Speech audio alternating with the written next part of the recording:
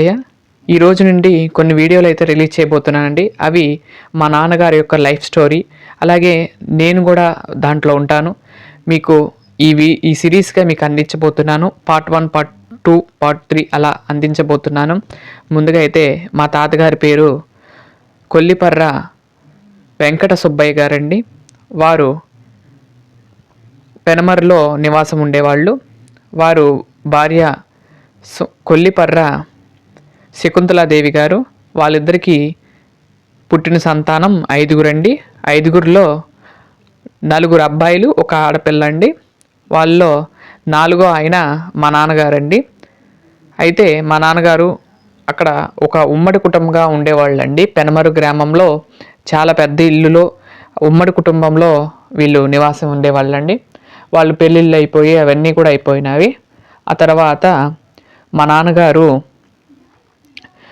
మా తాతగారు కాలం చేసిన తర్వాత మా నాన్నగారు పక్క వేరుగా వచ్చేసారండి. తర్వాత అక్కడ ఇల్లు కట్టుకున్న తర్వాత కొన్నాళ్ళకి నేనైతే పుట్టానండి.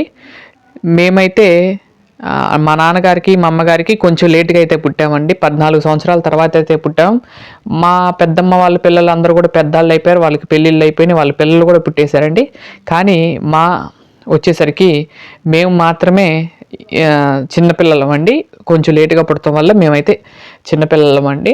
అలా అక్కడ పుట్టిన తర్వాత సంవత్సరంన్నరకు నాకైతే ఆరోగ్యం సహకరించక కొన్ని కారణాల వల్ల ఆరోగ్యం చెడిపోయిందండి. ఎలా అంటే కిడ్నీ ఇన్ఫెక్షన్ అయితే వచ్చింది. అప్పుడు వచ్చినప్పుడు కిడ్నీ ఆపరేషన్ చేశారు. మీకు అమ్మ మాట ఛానల్లో మీకు చెప్పారు కదండి నా గురించి, ఒక్క కిడ్నీతో పుట్టాడంట అని. అవన్నీ కూడా నిజమేనండి. అప్పుడు ఆపరేషన్ చేసిన తర్వాత 1.5 సంవత్సరం అప్పుడు నాకైతే ఆపరేషన్ చేశారంటే ఆ చిన్న వయసులో. ఆ తర్వాత 3వ సంవత్సరంలో మేము పెనమర్ని వదిలిపెట్టి వ్యాపారం కోసం అలాగే నా చదువు కోసమని రేపల్లో అయితే వచ్చేసామండి.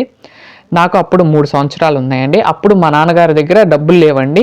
2000 రూపాయలు అప్పు చేసి ఆ రోజుల్లో రేపల్లో వచ్చి ఇక్కడ నివాసానికి ఏర్పాటు చేసుకున్నారు. అప్పట్లో ఒక రూమ్ తీసుకుని అద్దెకుండి అలా సంపాదించడం జరుగుతుంది.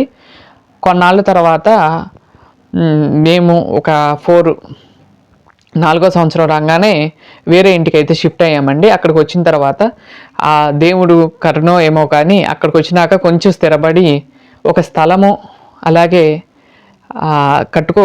అంటే స్థలం కొనుక్కోగలిగాము. అక్కడికి వచ్చిన తర్వాత కొంచెం ఎవరైనా సరే వచ్చి